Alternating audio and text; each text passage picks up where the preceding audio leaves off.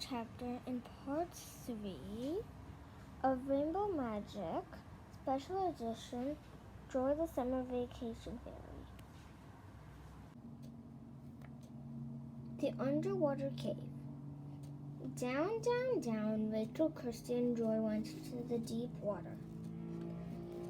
At first, the girls held their breath, but they soon realized they didn't need to. With the fairy helmets on, they could breathe underwater. Fairy magic also seemed to be keeping them warm because the water didn't feel cold at all. Wow, Kirsty said, gazing around. The ocean floor was covered with pink, peach, and white coral. Animals waved their tentacles, and schools of brightly colored fish swam by. It's beautiful, Rachel gasped. Joy bobbed beside her, grinning. Let's go to the cave. She gave a whistle, and 3 sparkling golden seahorses swam toward them. Bubbles trailed from their flared nostrils. They're wearing bridles, Rachel exclaimed. Jump on, said Joy. With one arm clutching the magic shell, she mounted the first seahorse.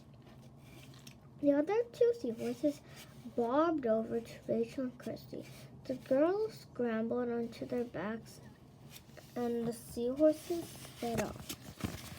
They whooshed through the water, dodging past seaweed and swerving around schools of fish. Rachel and Kirsty laughed out loud. It was the most exciting ride ever. Here's the cave, Joy called at last. A small underwater cave appeared ahead, hollowed out of the rocks. The surface of the sea was far above, glittering in the sun. Climbing off the seahorses, Rachel, Kirsty, and Joy swam into the cave.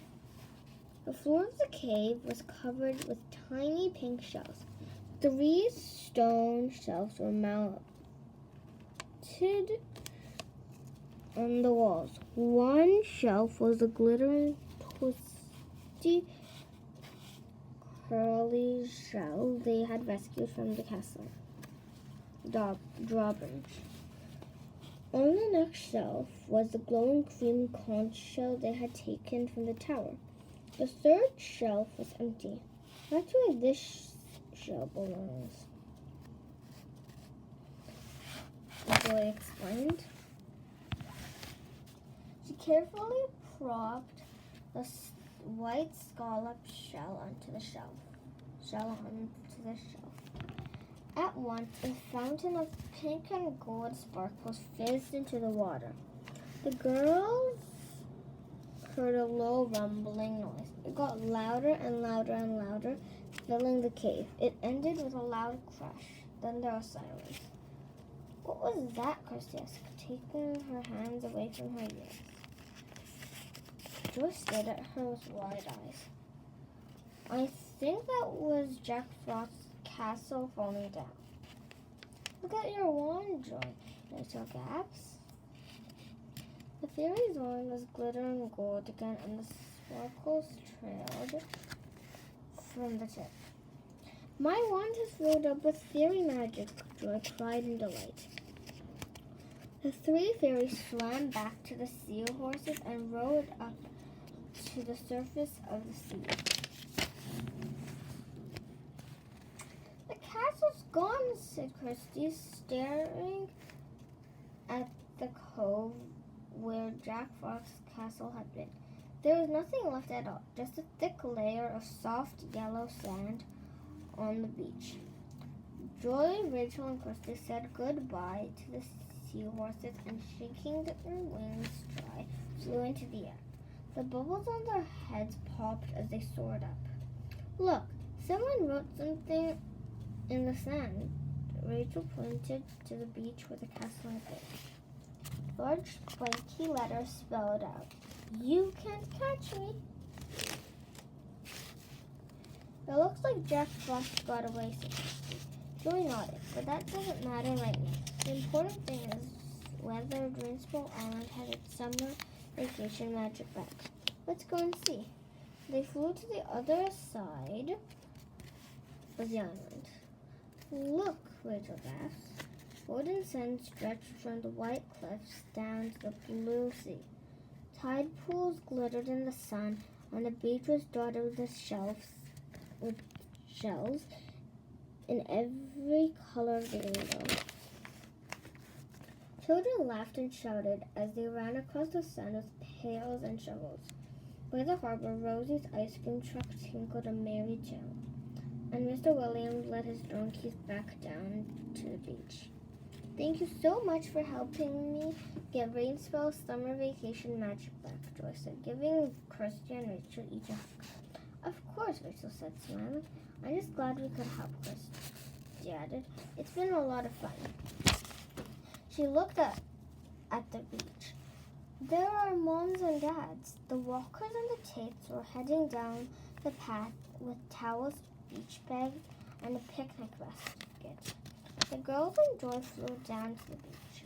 Joy waved her wand, and the girls shot back up to their normal size. Bye, Joy, Kirsty said. We'll miss you and your summer magic. Joy grinned.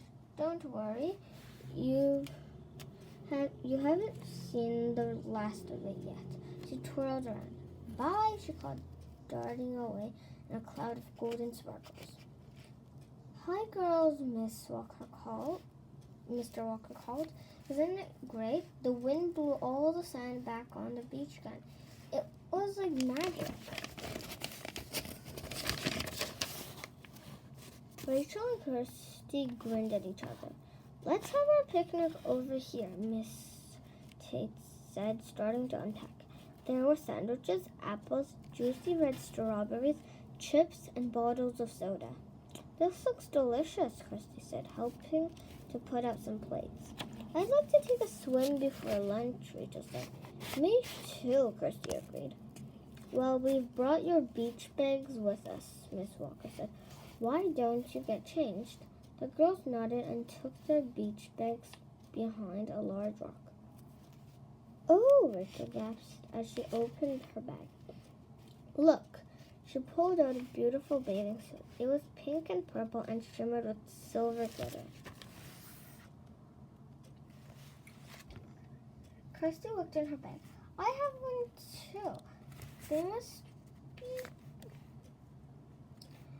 be presents, magic presents from Joy to say thank you.